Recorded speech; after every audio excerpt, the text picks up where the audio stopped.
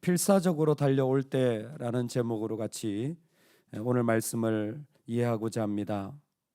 우리의 대적은, 우리의 삶의 자리는 때로는 우리가 생각한 것보다 훨씬 더 크고 강하게 우리에게 다가올 때가 있습니다. 정말 마치 나를 죽이려고 달려드는 것처럼 그렇게 이와 같은 저런 일들이 또 우리를 둘러싸기도 합니다. 그럴 때에 사실 우리 안에 있는 가장 큰 약점이 무엇이냐면 쉽게 이렇게 오해한다라는 사실입니다. 우리 자신 자체가 사실은 분별할 수 있는 능력이 그렇게 높지 않음에도 불구하고 내가 가지고 바라보는 것으로 판단해 버리는 일들이 얼마나 많은가라는 것입니다. 오늘 말씀을 읽으면 정말 똑같은 말씀이 하나 떠오르는데 그게 뭐냐면 제가 어릴 적에 우리 친구들하고 이 참외 썰이를 했는데, 썰이가 뭔지 아시죠? 훔치는 거죠. 썰이를 했는데 참고로 이미 그때 다 회개했습니다. 친구들끼리 자기 집을 돌아가면서 썰이라는 거예요. 근데 오늘은 너희 집, 오늘은 너희 집, 이렇게 뭐 시골이라는 곳이 그렇지 않습니까? 근데 한 녀석이 참외를 키웠는데 자기 아버지가 지키고 있어요. 근데 그 녀석이 다 안내를 합니다. 아버지가 여기 지키고 있으니까 저쪽은 안 보이니까 저쪽에 가서 썰이를 하면 된다. 근데 진짜 그날 밤에 달밤에 참외를 썰이했는데, 달밤에 이렇게 비춰보니까 노란 것만 다 따왔는데 집에 와서 보니까 전부 다 새파란 거예요. 정말 잊을 수가 없어요. 분명히 달에 비춰서 다 잘 익은 것만, 냄새도 맡아서 노란 거를 다 따왔는데, 한 부대를 따왔는데 집에 와 보니까 그냥 전부 다 파란 거라 하나도 먹을 수가 없는 거예요.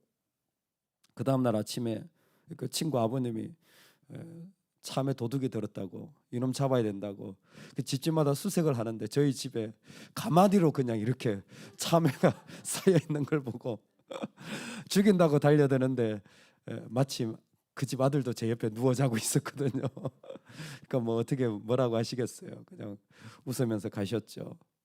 그렇더라고요. 이게 달빛에 비춰보니까 파란 게 노란색으로 보이더라고요. 착시효과죠. 그 이스라엘의 진영에 물이 가득해진 거예요. 근데 그걸 해가 지는 그 석양의 햇빛으로 비춰서 저 멀리서 보니까 뭐 전부 다 핏빛같이 보인 거예요. 참, 그 아무리 봐도 핏빛이거든요. 그러니까 모압이 한 가지밖에 그들이 상상할 수 있는 게 없습니다. 뭐예요? 내전이 일어났다. 그래서 자기들끼리 죽여가지고 피를 흘렸다. 왜 그럴까요?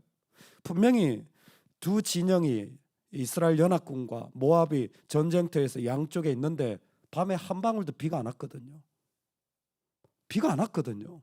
바람도 안 불었거든요. 그러니까 이 황량한 곳에 물이 저렇게 있다라는 것, 그것도 핏빛이 있다라는 건 이건 뭐 예측할 수 있는 유일한 게 자기들이 피를 흘렸기 때문에 이런 거지라는 거 외에는 추측 가능한 일이 없었던 겁니다. 여러분, 그게 우리 수준이에요. 우리가 사람을 만날 때도요, 우리가 얼마나 오해하냐면 사람은 한 면만 있는 부분이 아니에요. 한 면만 있는 사람은 없습니다. 그 사람의 또 다른 면이 있고 또 다른 면이 있어요. 근데 우리는 한 면을 보고 다 결정하는 거예요. 한 면을 보고 다 판단해 버리는 겁니다. 아유, 그때 이랬어.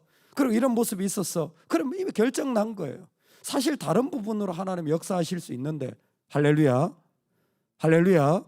여러분, 우리가 본 부분이 전부가 아닙니다. 우리가 본 부분은 정말 오해일 확률이 훨씬 더 높아요. 그게 그리스도인으로서 가져야 할 하나님에 대한 신앙입니다. 전쟁에 이 모압이 멍청하게 뭐 핏빛으로 다 그 붉은 것을 보고는 이제는 그거 그냥 뺏어가면 되겠다 하고 뺏으러 그냥 주우러 온 거죠. 그랬는데 뭐예요? 완전 무장한 이스라엘 군대가 딱 버티고 있으니까 너무 당황한 거죠. 전쟁이 안 됩니다. 한 번에 그냥 다 패해서 다 도망가 버립니다. 모압이 도망가서 자기 집으로 도망가가지고 수도에 꽁꽁 숨게 돼요. 그때까지 이스라엘은 달려가는 것입니다. 길하레셋 성에 이스라엘은 포위를 하고 그들에게 달려가는데 마지막 모압이 700명의 그 정의 요원을 가지고 이스라엘 뚫고자 해도 뚫을 수가 없습니다. 그런데 오늘 이상한 말씀이 등장합니다. 전쟁이 다 이겼잖아요. 그런데 27절에 보면 이스라엘에게 크게 경노함이 임함에 그들이 떠나 각기 고국으로 돌아갔더라. 아멘. 이스라엘에게 크게 경노함이 임함에 어떤 화 같은 것들이, 어떤 분위기들이 이스라엘 진영에 확 덮쳐버린 거예요. 그래가지고 갑자기 그들이 떠나버린 겁니다. 결론은 뭐냐면 모압을 완전히 패배를 못 시켜요. 이 전쟁이 왜 시작됐냐면 모압이 배반하고 조공을 안 바치기 시작했거든요. 그러므로 갈등이 일어나서 안 되겠다, 야 남쪽 여호사밧 그리고 에돔 같이 가자 해가지고 전쟁이 일어난 건데, 결국 이 수도를 정복하지 못하고 이스라엘은 다시 돌아가게 되어지는 거예요. 아니, 사실 하나님이 이스라엘 연합군에게 물만 줬을 뿐만이 아니라 적군도 속여서 전쟁을 다 가져다 준 거예요, 승리로. 그런데 왜 이스라엘 백성들은 수도 앞에서 그 마지막 정말 그들의 정예군조차도 다 이겨버렸으니까, 특공대조차도 다 이겨버렸으니까 끝난 거 아닙니까? 근데 왜 그냥 돌아가 버리는 겁니까? 왜 그냥 그들은 뒤로 가는 겁니까? 이 본문이 우리에게 주는 도전이 있어요. 지금 모압은요, 필사직입니다. 어떻게 필사직이냐면 자기 특공대조차 갔는데 다 죽어버렸어요. 그러니까 어떻게 하냐면 이에 자기 왕위를 이어 왕이 될 맏아들을 데려와 성 위에서 번제를 드린지라. 모압 왕 메사가 자기 왕위를 이어받을 왕자를 데려와 가지고 성 위에다 장작을 쌓고는 거기다 불을 확 질러버린 거예요. 왜 그럴까요? 메사는 그모스를 섬기는 이방 숭배자이기 때문에, 우상 숭배자이기 때문에 자기의 신앙을 따라가는 겁니다. 자기의 신앙을 따라가는 거예요. 사람은요, 신앙을 속일 수가 없습니다. 진짜예요. 사람은 자기 신앙을 속일 수가 없어요. 여러분, 우리만 신앙이 있는 게 아니에요. 이 땅에 있는 사람들이 다 신앙이 있습니다. 왜? 하나님이 하나님의 형상을 따라 만들었다 했을 때 그 말씀 자체가 영적이라는 거예요. 인간에겐 영혼이 있어서 뭐 지푸라기를 섬기든지 뭐 불상을 섬기든지 뭐라도 하나 갖다 놔야 돼요. 그게 돈이든지 뭐든지. 여러분 아시죠? 만몬, 돈.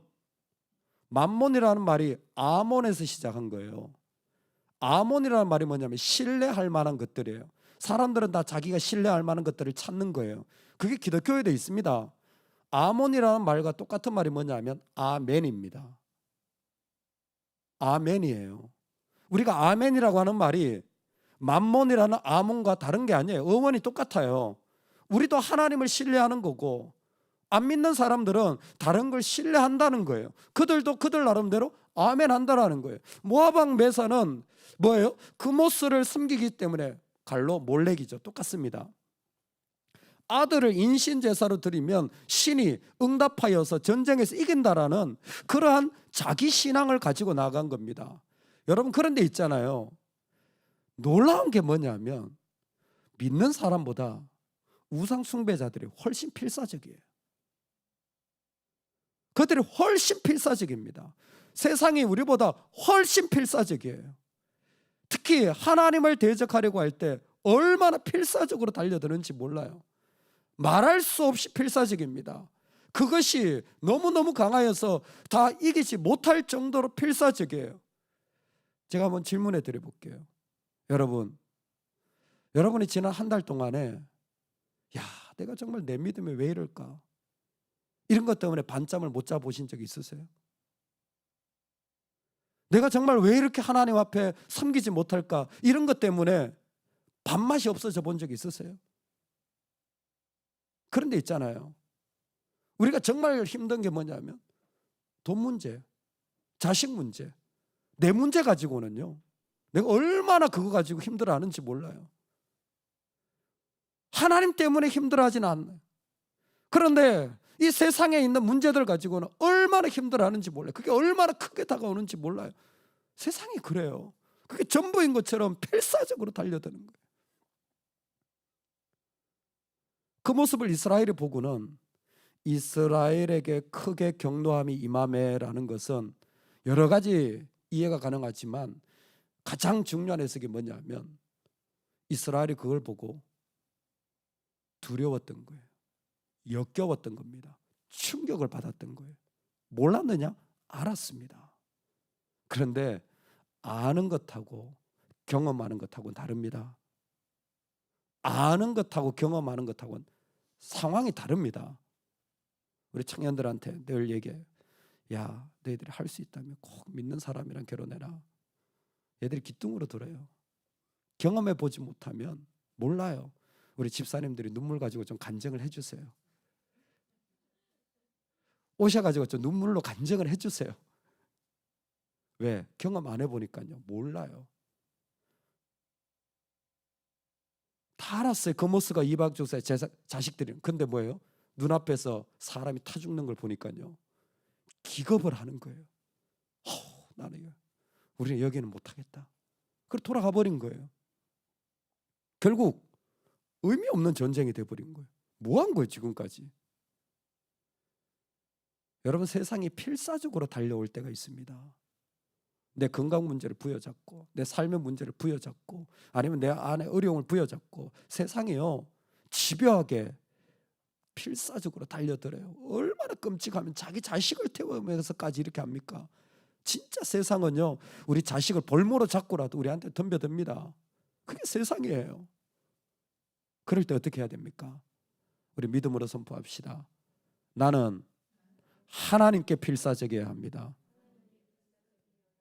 여러분, 그때 정말 나한테 어려움이 필사적이라면요 그때는 하나예요. 정말 역겨울 정도예요. 토해서 볼 수 없을 정도입니다. 견디기 어려울 정도예요. 그때는요 하나님께 필사적이어야 돼요. 그때 믿는 사람은 다른 거 아니에요. 하나님께 필사적으로 나아가서 그 하나님 앞에 엎드려야 될 때입니다.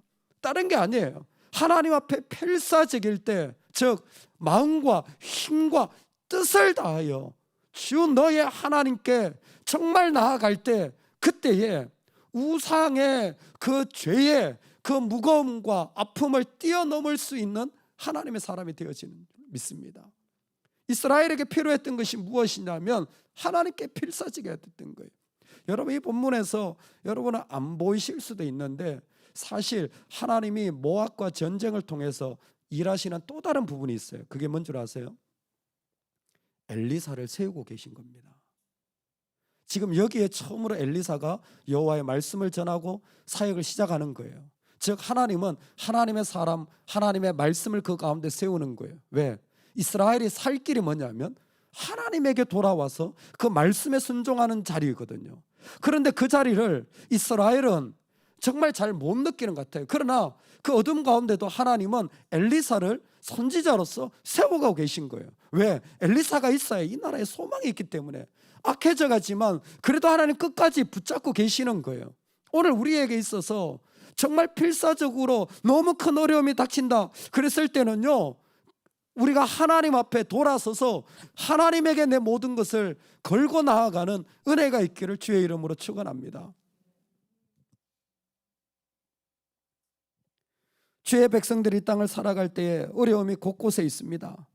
그럼에도 불구하고 하나님은 하나님 앞에 나아가는 사람들을 부르셔서 그 가운데 주의 이름으로 나아갈 수 있도록 지금도 삶의 곳곳에 세워가십니다.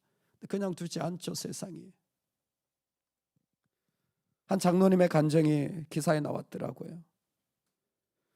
33살 때 정말 믿음으로 살고 싶었는데 그때 당시에 유행했던 결핵에 걸린 거예요. 그 결핵의 고통이 너무나 심하여서 피를 쏟고 쏟아지는데 선생님은 당연히 가망이 없다. 그리고 자기 주변에도 그렇게 결핵 환자로 죽어가는 사람이 한두 명이 아니었대요. 할 수 있는 거라고는 아무것도 없었어요. 세상에 필사적으로 달려오는 거예요. 그럴 때 어떻게 하라고요? 하나님께 필사적이어야 돼요. 하나님께 필사적이어야 돼요. 그 이장로님은 그 어려움의 자리에서 하나님께 한 가지 필사적으로 기도를 한 거예요. 하나님, 너무 단순한 기도죠. 제가 이 결핵에서 낫기만 한다면 제가 평생을 이런 병자들을 고치고 섬기는데 내 삶을 드리겠습니다. 근데 나았어요. 그리고 그분의 전 재산인 550억을 얼마 전에 하나님께 드렸대요. 지금까지도 매년 이 치료를 해왔지만 하나님 앞에 내가 지킨 약속, 내가 그거 반드시 드리리라 하고는 올려드린 거예요. 근데 이번에 하는 얘기가 뭐냐면 자신은 돈을 드린 게 아니라 빚을 갚은 거라고. 하나님께 빚을 갚은 거라고. 하나님께 필사적인 사람들의 심정이 뭐냐면 내가 받은 게 더 많은 거예요. 하나님 앞에 내가 얻은 게 더 많은 거예요. 그래서 이 일이 되어지지 않더라도 하나님 앞에 필사적인 거예요. 정말 성경은 놀랍습니다. 우리가 전쟁을 위하여 싸울 마병을 준비하거니와 그 전쟁은 여호와께 있다라는 것이 우리 신앙의 고백입니다. 내가 전쟁을 하고 막 말을 준비하고 다 하지만 그거 내가 질 수도 있고 이길 수도 있는 거예요. 내 계획대로 안 될 수도 있는 겁니다. 왜? 우리는 오해하는 존재니까. 근데 신앙인들은 그 전쟁의 결론을 하나님께 두면서 하나님이 그 이김이 그 결정하시는 분이라는 것을 맡겨드리는 거예요. 왜? 그 모든 것을 하나님이 다 주셨기 때문에. 오늘 우리 삶에 참 시마다 때마다 우리에게 달려오는 그런 정말 끔찍하고 역겹고 뒤로 나로 물러서게 하는 그 정말 내가 더 이상 나갈 수 없게 하는 일들이 마음에서부터 삶의 자리에 달려올 때가 있습니다. 여러분 그때는요 그거 이렇게 저렇게 얘기할 게 아닙니다. 내가 하나님께 필사적으로 나가야 될 때, 하나님께 필사적으로 나아갈 때에 하나님은 그 자리를 통하여 자신의 계획을 마치 엘리사를 세우듯이, 마치 그 가운데 하나님의 교회를 세우듯이, 그때 마치 하나 열방을 세우듯이 하나님의 계획을 이루어 나가실 줄로 믿습니다. 오늘 그 은혜가 저와 여러분에게 있기를 간절히 축원합니다. 아멘, 아멘. 우리 같이 한번 기도하겠습니다.